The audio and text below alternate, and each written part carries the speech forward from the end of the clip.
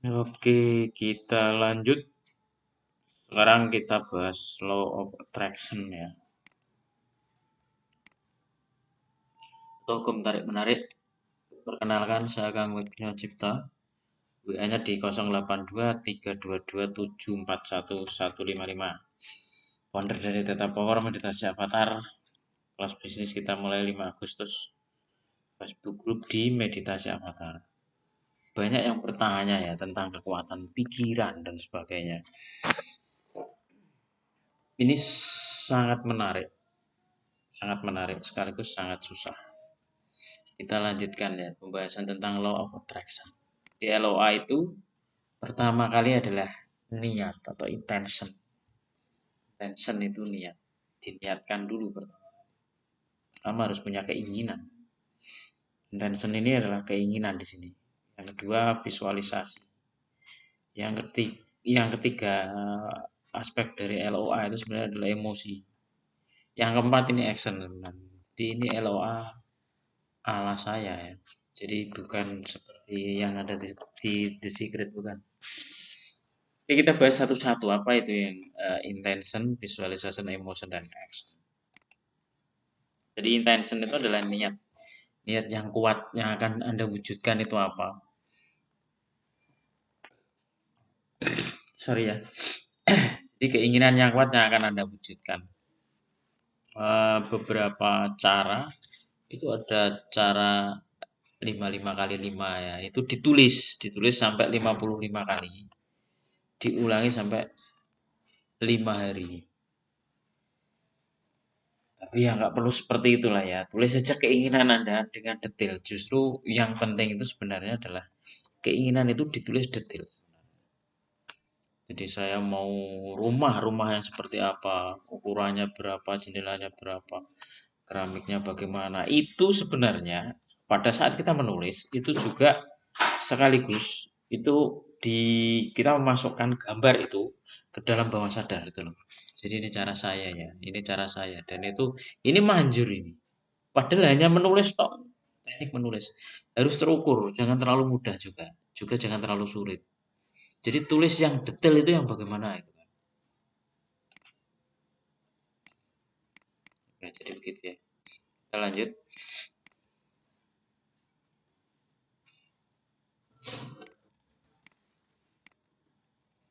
Ingin bisnis tertentu misalkan ini contoh ya, misalkan developer perumahan misalkan.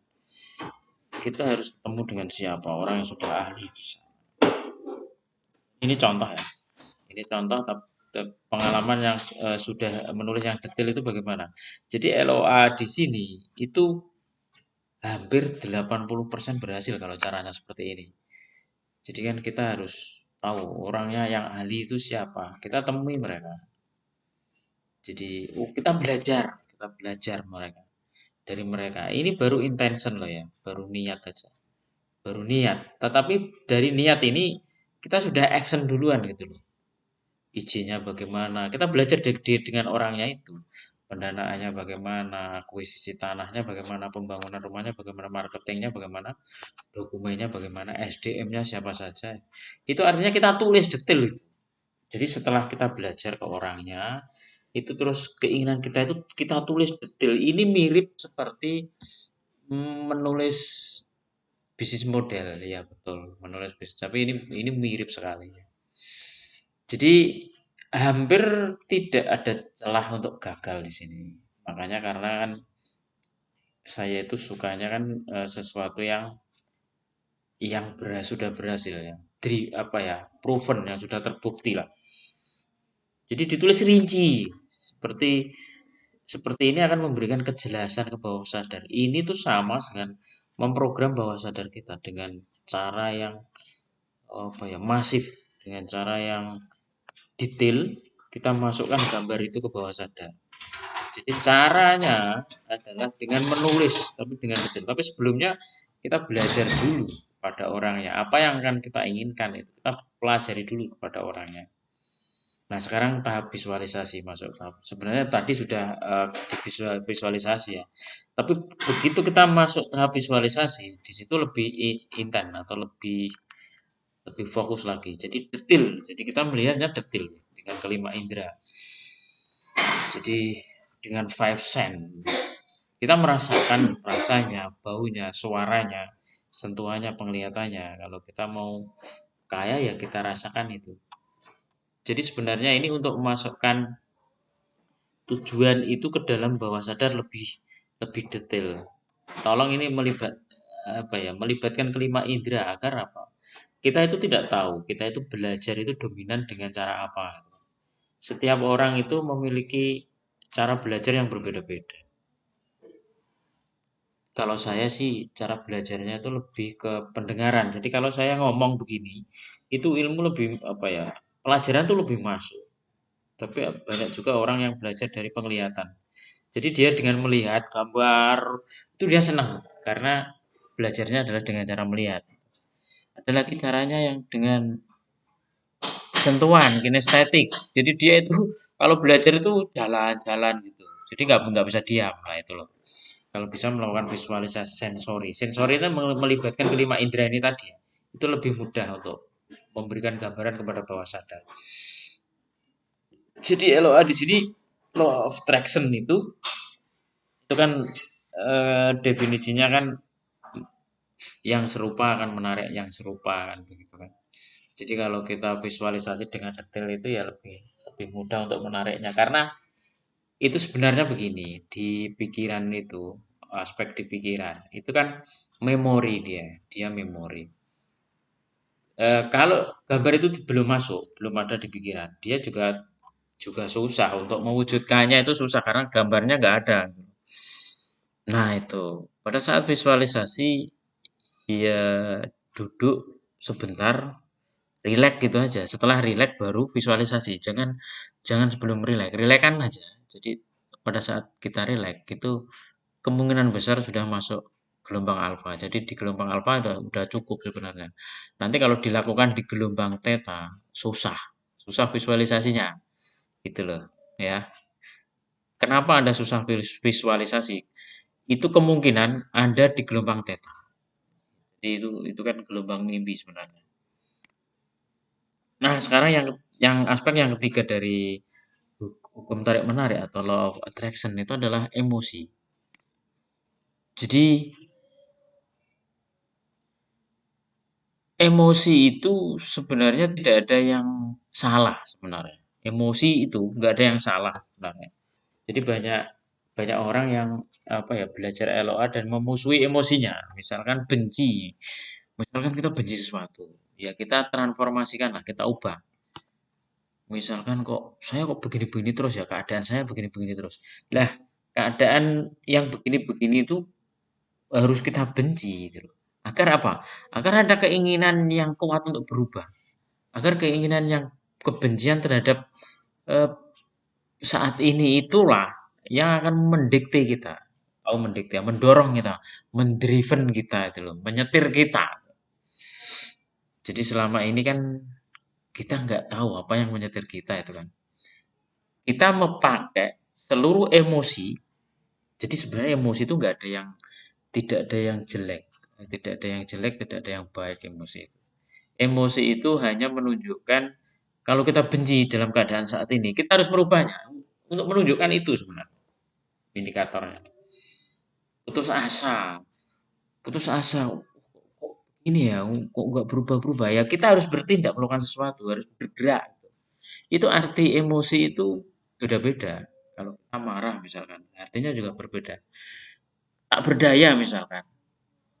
Kalau kita nggak percaya diri, kita makin tidak berdaya gitu.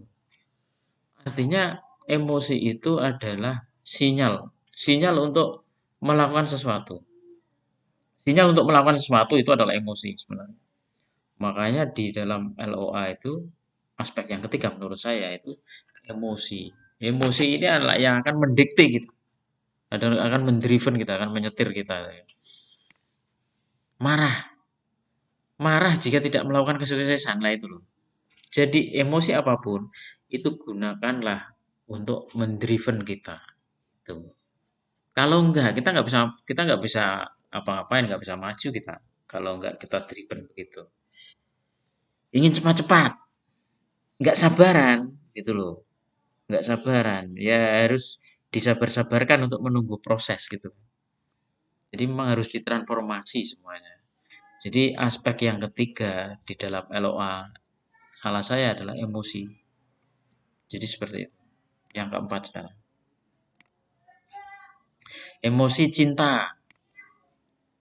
Suka dengan proses. Jadi lama-lama nanti emosi-emosi yang itu tadi yang jadi sebenarnya emosi yang mendriven manusia yang paling kuat itu sebenarnya bukan emosi yang positif, justru emosi yang negatif. Yang dipandang selama ini emosi yang negatif. Yang mendriven saya itu sebenarnya emosi seperti marah, kecewa, seperti itu. Jadi saya bisa kecewa kalau saya nggak melakukan sesuatu, eh, nanti keluarga saya makan apa. Nah itu loh, itu mendriven saya benar-benar itu sebenarnya seperti itu. Jadi jarang orang yang tergerak ya, menggerakkan dia itu dengan cinta. Itu hanya orang-orang hebat saja, seperti siapa? Mother Teresa. Itu kan orang hebat. Dia dia tergerak, dia didikte oleh cinta terhadap sesamanya yang ada di India itu ya, di Madras itu. Seperti Nelson Mandela, itu baru digerakkan oleh cinta itu Nelson Mandela. Dia dihukum 28 tahun sebelum keluar dan menentang politik apartheid itu ya. Membela hak-hak orang kulit hitam. Pada saat dia menjadi presiden, dia tidak membalas dendam terhadap lawan-lawan politiknya. Tapi orang-orang seperti itu susah itu loh. Orang-orang seperti itu tuh jarang. Kalau ada, mereka orang hebat ya, seperti tadi. Nelson Mandela, Mother Teresa, Mahatma Gandhi itu semuanya orang hebat. Itu karena didriven oleh cinta, gitu loh. Berpikir berpikir itu sebenarnya kalau saya itu berpikir itu kecil saja sebenarnya dan berani berubah. Jadi emosi-emosi yang seperti ini yang harus harus kita mendriven kita.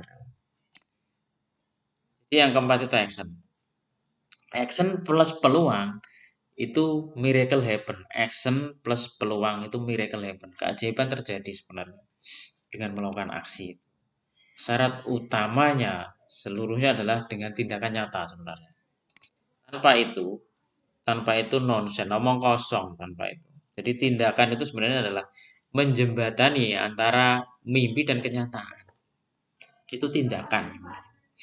Jadi, sorry ya, tindakan sukses itu kan sebenarnya material, alam nyata. Maka ya harus memakai tindakan, tindakan di alam nyata. Jadi berpikirnya itu ya cuma sedikit aja.